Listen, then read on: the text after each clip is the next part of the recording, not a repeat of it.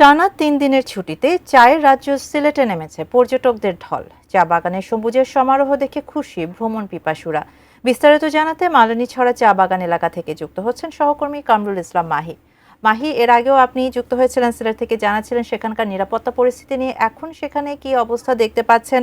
সাধারণত চা বাগানে দেখা যায় যে ছিনতাই বা এ ধরনের কিছু সমস্যার মুখোমুখি হন পর্যটকরা। কি অবস্থা সেখানে?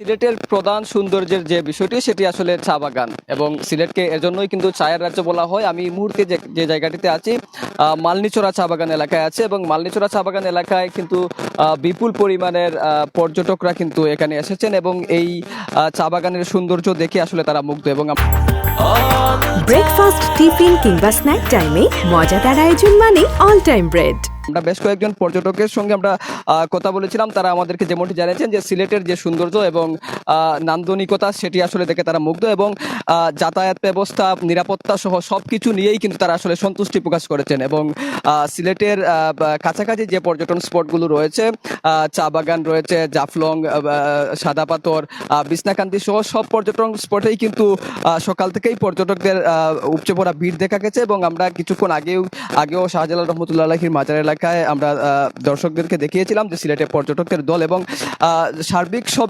বিষয় সব মিলিয়েই কিন্তু সিলেটে পর্যটকদের দল নেমেছে টানা 3 দিনের ছুটিতে। এবং নিরাপত্তা, যাতায়াত সহ সবকিছু নিয়ে কিন্তু সিলেটে ঘুরতে আসা পর্যটকরা কিন্তু তারা সন্তুষ্টি প্রকাশ করেছেন। তো এই ছিল সিলেট থেকে আমার কাছে সর্বশেষ।